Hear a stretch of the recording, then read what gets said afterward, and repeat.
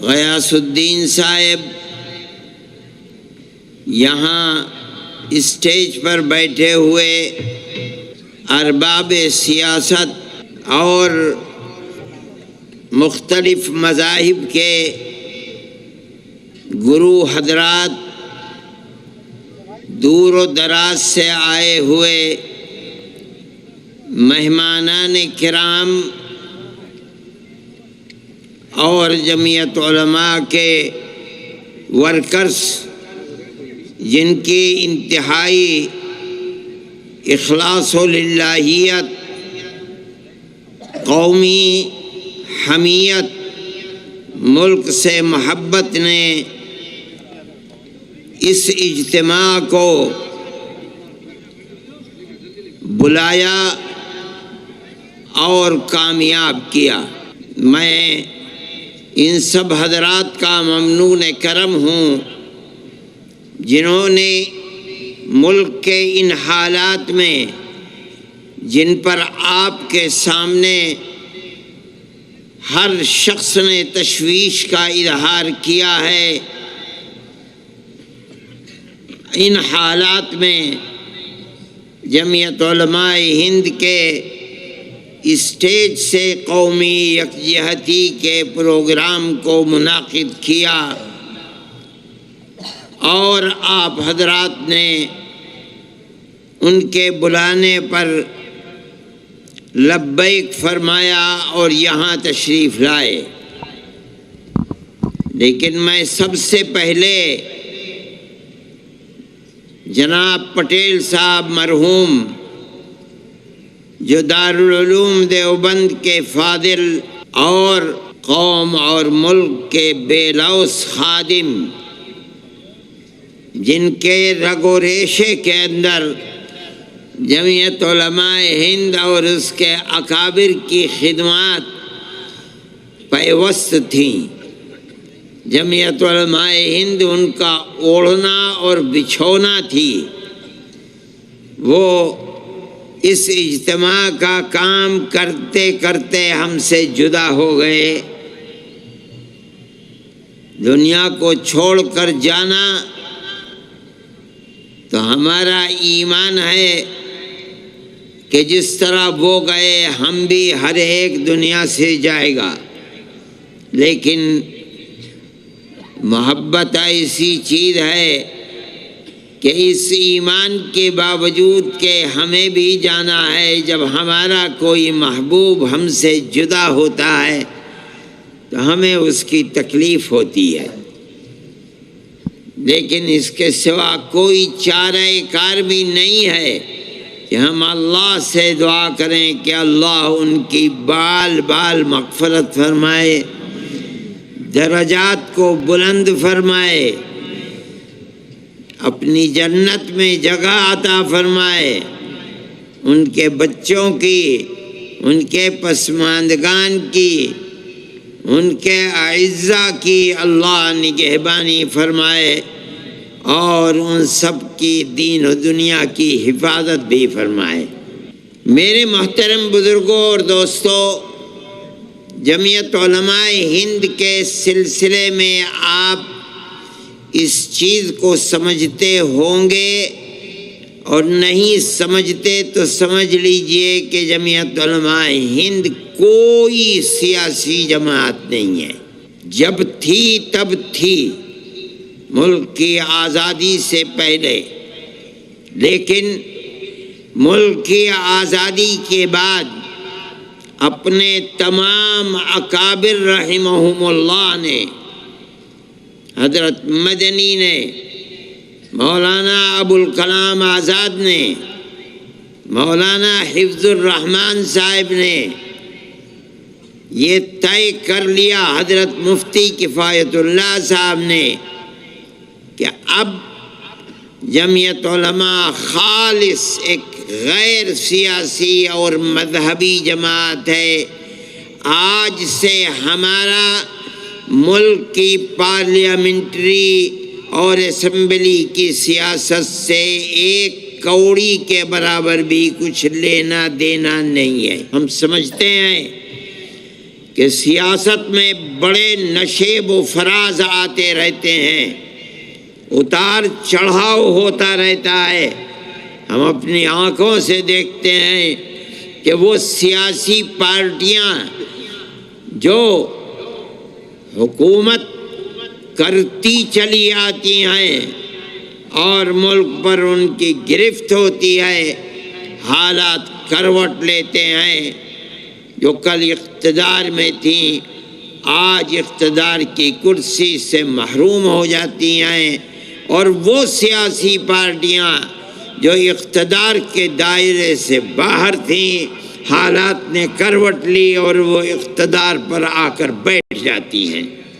یہ نشیب و فراز ہم اپنی آنکھوں سے دیکھتے ہیں، لیکن میں یہ سمجھتا ہوں کہ جمعیت علماء کے اکابر نے ملک کی آزادی کے بعد جو فیصلہ کیا تھا، اسی فیصلے کی وجہ سے جمعیت علماء ہر وقت ہر زمانے میں زندہ و جاوید ہے، اور الحمدللہ ان کے نقش قدم پر چل کر روز بروز بڑھ رہی ہے، پیچھے نہیں ہٹ رہی ہے۔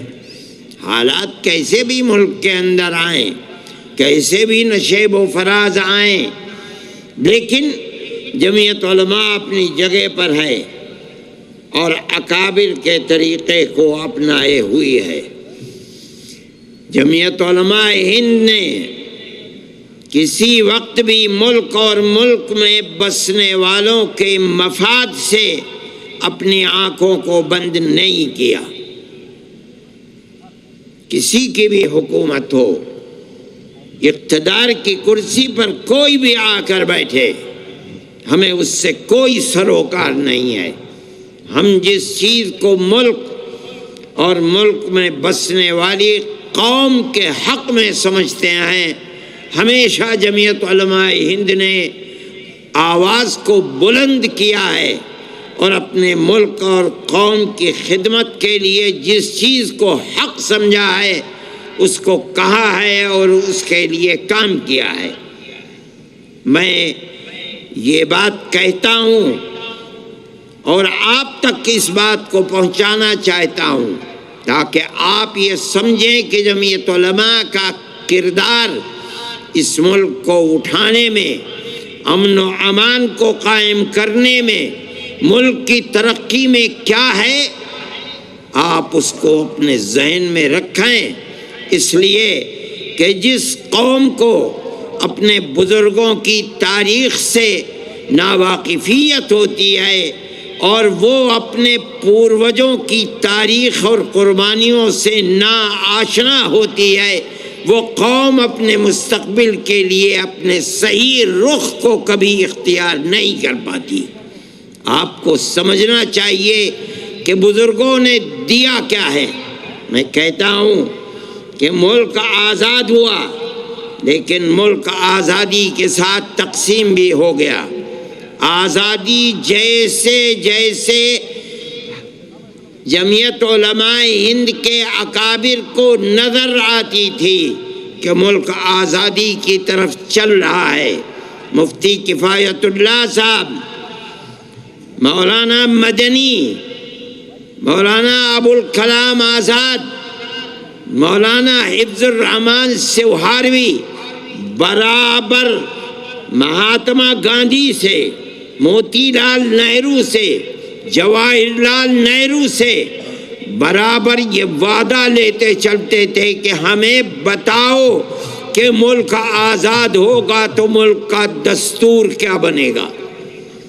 کیا ملک ہندو راشٹر بنے گا یا ملک کا دستور سیکولر دستور بنے گا؟ اور تجاویز موجود ہیں۔ سن 46 کا کانگریس کا بلٹن موجود ہے، ہمارے پاس کانگریس کے جواب موجود ہیں، آج بھی موجود ہیں، جن میں کانگریس کمیٹی، اس کی ورکنگ کمیٹیاں، اس کے عام اجلاس برابر ہمارے خطوط کا جواب دیتے ہیں اور یہ وعدہ کرتے چلتے ہیں کہ ملک آزاد ہوگا تو ملک کا دستور سیکولر دستور ہوگا۔ اب ملک آزاد ہوا، بدقسمتی سے آزادی کے بعد ملک تقسیم ہو گیا، اور ایک جماعت نے اسلام کے نام کے اوپر ملک کے تقسیم کرنے کا مطالبہ کیا۔ ہمارے اکابر نے اس کی مخالفت کی، ان کے گلے میں جوتوں کا ہار ڈالا گیا، ان کی ٹوپیوں کو اچھالا گیا، ان کی پگڑیوں کو پامال کیا گیا، مگر انہوں نے اپنی قوم اور اپنے ملک کے لیے جس نظریے کو حق سمجھا تھا ہر چیز کو برداشت کیا، مگر ایک بال برابر ان کے پیر میں جنبش نہیں آئی، یہاں تک کہ ملک تقسیم ہوا۔ یہ ملک تو اللہ کا ملک ہے، زمین و آسمان وہ جو چاہتا ہے کرتا ہے۔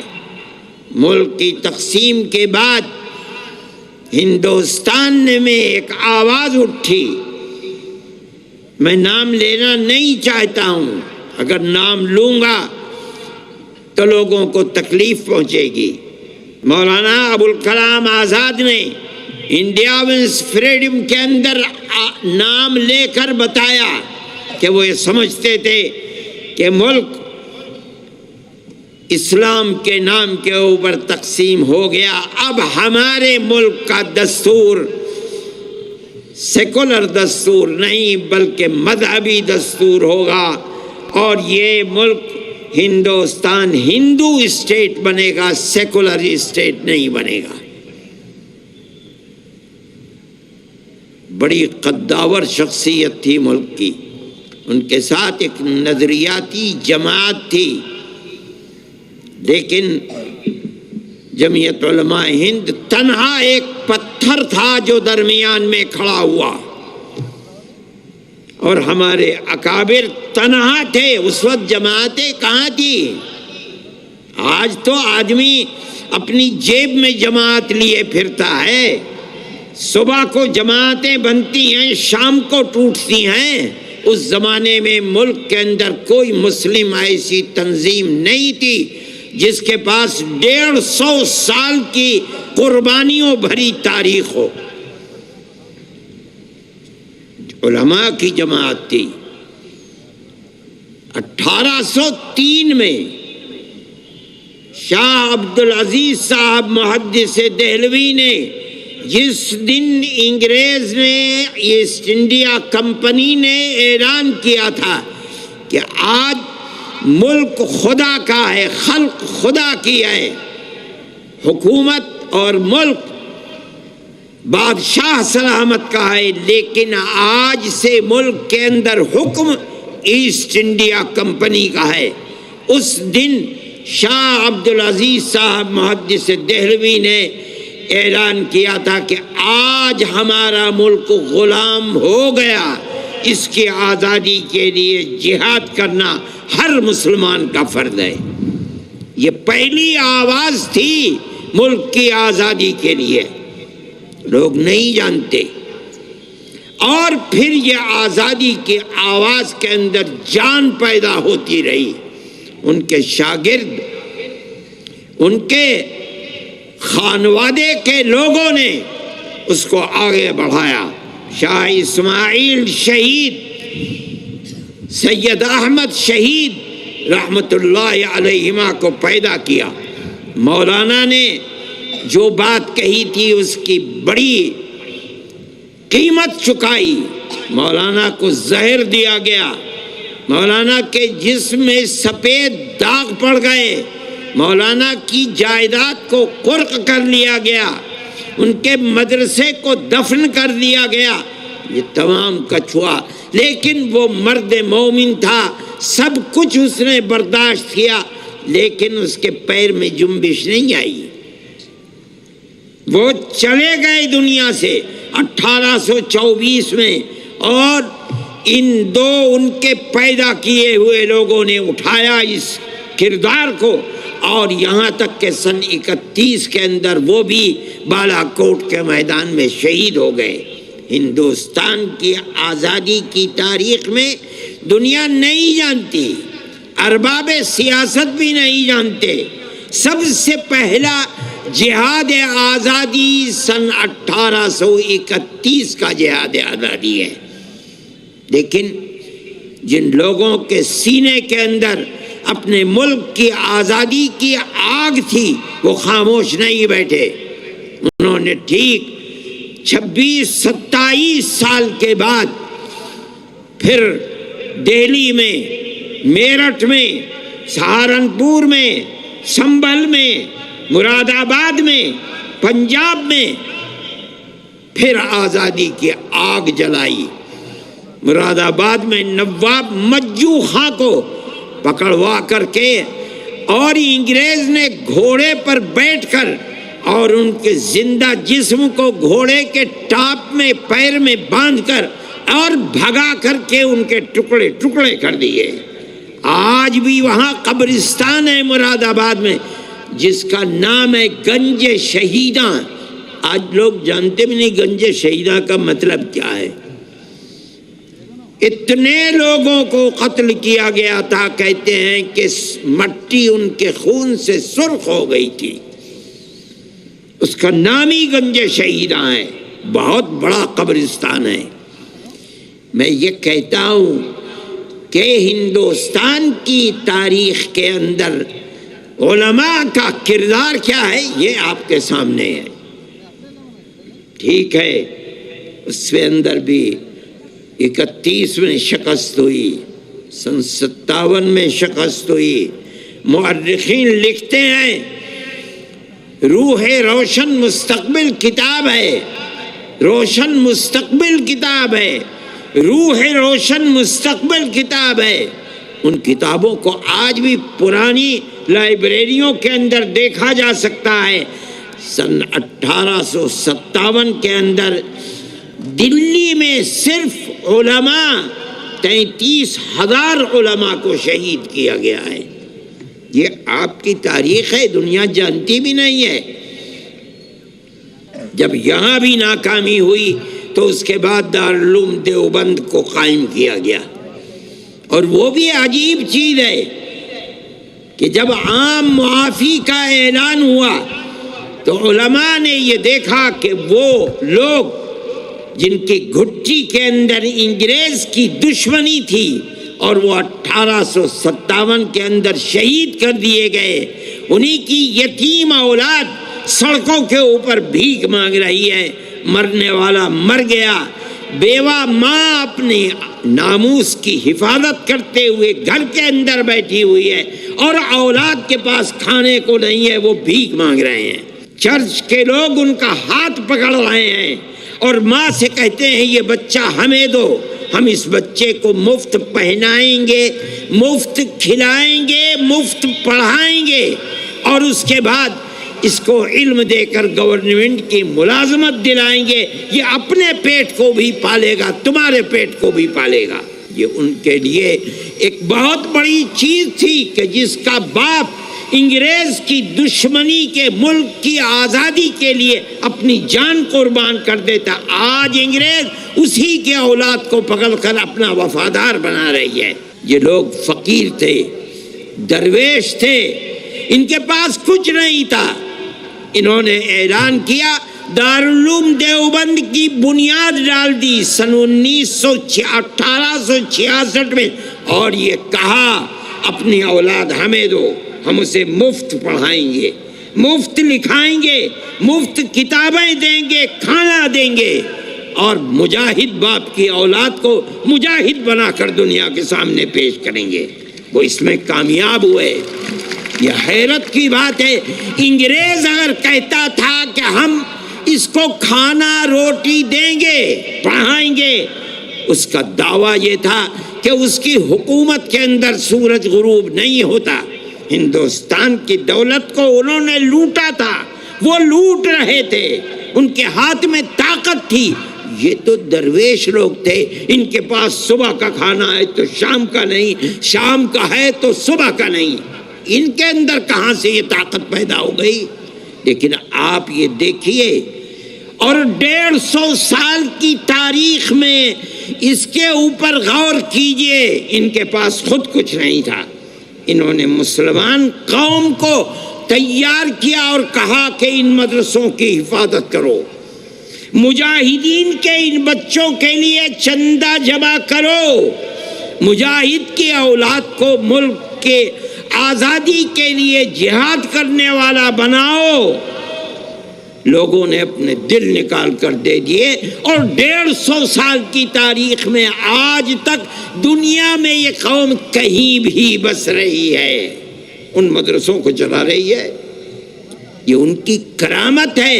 انہوں نے قوم کو یہ پیغام دیا کہ اگر اس مدرسے کی حفاظت کی تو تمہاری آنے والی نسلوں کے دین و ایمان کی حفاظت ہوگی، اگر یہ ختم ہو گئے، ان کے دروازے بند ہو گئے، تو تمہاری آنے والی نسلوں کے دین و ایمان کی بھی کوئی گارنٹی نہیں ہے۔ میں یہ بات کہتا ہوں کہ ملک کا وہ سیکولر دستور جس کے اندر اقلیت اور اکثریت نہیں بلکہ اس ملک کی حفاظت چھپی ہوئی ہے، ضامن ہے، وہ دستور ہے جس دستور کو جمعیت علماء ہند نے بنوایا ہے۔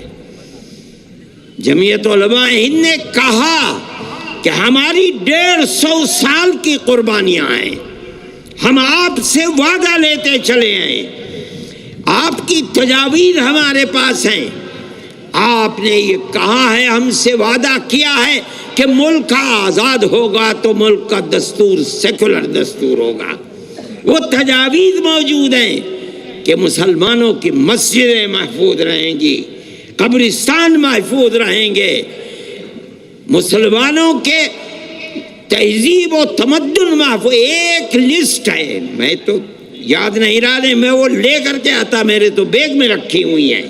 آپ نے ہم سے وعدے کیے ہیں، ان وعدوں کو پورا کیجئے۔ اگر ملک کی تقسیم کے اوپر دستخط کیے ہیں، آپ مجرم ہیں، آپ نے دستخط کیے، ہم نے دستخط نہیں کیے۔ ہماری ٹوپیاں اچھالی گئی، ہماری پگڑیوں کو زمین سے روندا گیا، ہم کبھی پیچھے نہیں ہٹے۔ جمعیت علماء کا وزن تھا، یہ 150 سالہ تاریخ تھی، وہ لوگ تاریخ کے جاننے والے تھے، وہ سمجھتے تھے کیا بات ہے۔ جمعیت علماء کے سامنے انہوں نے گھٹنے ٹیکے اور ملک کو سیکولر دستور ملا۔ یہ سیکولر دستور اس ملک کی اقلیت اور اکثریت کے لیے خدا کی بہت بڑی نعمت ہے، اس پورے ملک کے لیے خدا کی نعمت ہے۔ میں یہ کہتا ہوں کہ اب حالات نے ملک کے کروٹ لی ہے۔ جمعیت علماء کا نظریہ میں نے آپ کے سامنے پیش کیا۔ جمعیت علماء نے ملک کو سیکولر دستور دیا، یہی جمعیت علماء کا نظریہ ہے۔ سیکولر دستور کا مطلب یہ ہے کہ حکومت کا کوئی مذہب نہیں ہے، ملک میں بسنے والا جنتا ہر مذہب کی ماننے والی اپنے مذہب پر عمل کرنے اور چلنے میں آزادی رکھتی ہے۔ رہ گیا ملک، حکومت، اس کا کوئی مذہب نہیں ہے۔ جمعیت علماء اپنے اس نظریے کے اوپر قائم ہے۔ ہم قومی یکجہتی کے پروگرام آج سے نہیں 70 سال سے کر رہے ہیں۔